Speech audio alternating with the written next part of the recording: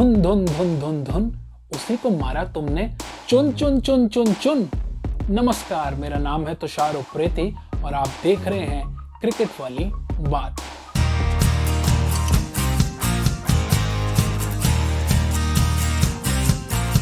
तो सच कहूंगा भाई, मैच तो पूरी तरह से ना एक तरफा हो गया। एक समय पे ऐसा लग रहा था कि अपनी हार का जो पिछले सीजन का सिलसिला था ना, चेन्नई सुपर किंग्स जो है उस सिलसिले को पूरी तरह से खत्म कर देगी और एक नई टीम बन के उभरेगी।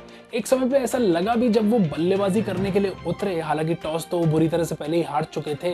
अब धोनी के धुरंधर जब बल्लेबाजी करने आए तो वैसा कुछ भी नहीं हुआ जैसा शुरुआत वो चाह रहे थे। सबसे पहले दोनों ओपनर आउट हो गए, डुप्लेसी सस्ते में निपट गए। फिर उसके बाद ऋतुराज गायकवाड़, जिनसे बहुत उम्मीद है, जो अनकैप्ड प्लेयर हैं और अनकैप्ड प्लेयर की लिस्ट में काफी आगे हैं, क्योंकि पिछले सीजन में लगातार 3 हाफ सेंचुरीज इन्होंने बनाई थी, वो भी कुछ ज्यादा कर नहीं पाए। इन चेन्नई के हिसाब से बल्लेबाजी में सबसे धाकड़ चीज हुई ना, वो हुई चिन्ना थाला की वापसी। कोई भला कह सकता है कि सुरेश रैना जिस तरह से बॉल को टाइम कर रहे थे, ये बंदा इतने समय से क्रिकेट नहीं खेला, इसने क्रिकेट से संन्यास ले लिया। जिस एफर्टलेसली वो छक्के मार रहे थे, चौके मार रहे थे, एक समय पे ऐसा लगने लगा था कि चेन्नई तो आराम से ना 200 रन का आंकड़ा भी पार कर जाएगा।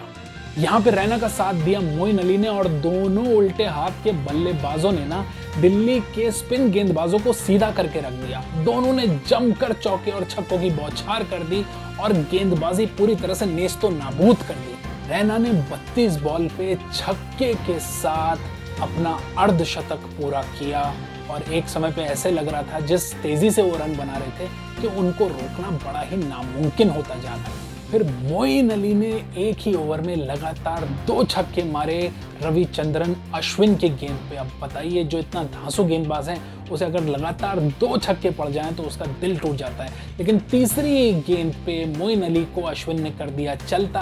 हालांकि अश्विन की गेंदबाजी बड़ी ही साधारण रही और उनके हिस्से में आया एक विकेट ने की पारी को थ्रिलर में बदला सैम करन और जडेजा की बल्लेबाजी ने।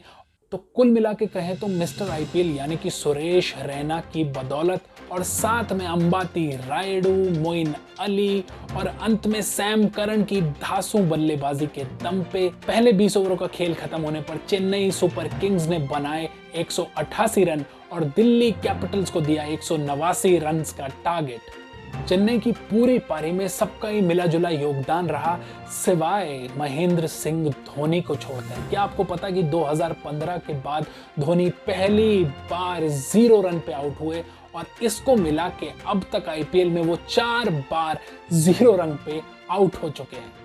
आज रात को धोनी जब अपने कमरे में अकेले सो रहे होंगे ना, तो बस वो एक ही बात सोच रहे होंगे कि मेरी बिल्ली और मुझी को म्याऊं।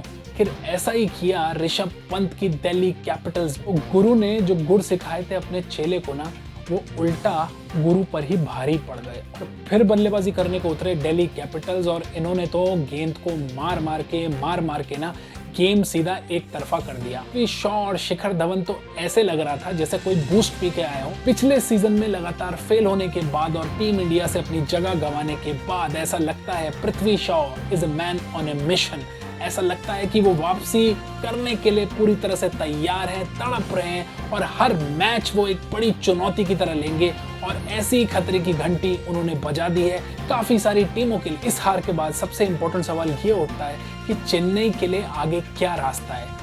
इस मैच में चेन्नई की गेंदबाजी देख के ऐसा लग रहा था जैसे उनकी पेस बैटरी जो है ना, वो फ्यूज हो चुकी। इस टीम में कोई भी इस समय ऐसा गेंदबाज नहीं था जो 140 की गति से तेज गेंद कर सके और बल्लेबाजों को थोड़ा बैकफुट पे धकेल सके। चाहे शार्दुल ठाकुर हो, चाहे दीपक चहर हो या फिर सैम करन हो, सबके सब गेंद को स्विंग कराने वाले गेंदबाज हैं, जिन्हें खेलने में पृथ्वी शॉ और शिखर धवन को या बाद में आए ऋषभ पंत को बिल्कुल भी परेशानी नहीं हुई और उन्होंने बड़ी आसानी से इस मैच को जीत लिया।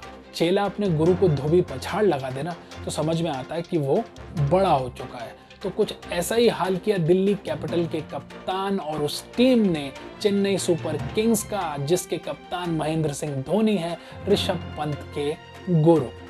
तो क्रिकेट वाली बात में आज के लिए इतना ही। फिर से मुलाकात होगी एक नए मैच के साथ। तब तक के लिए नमस्कार।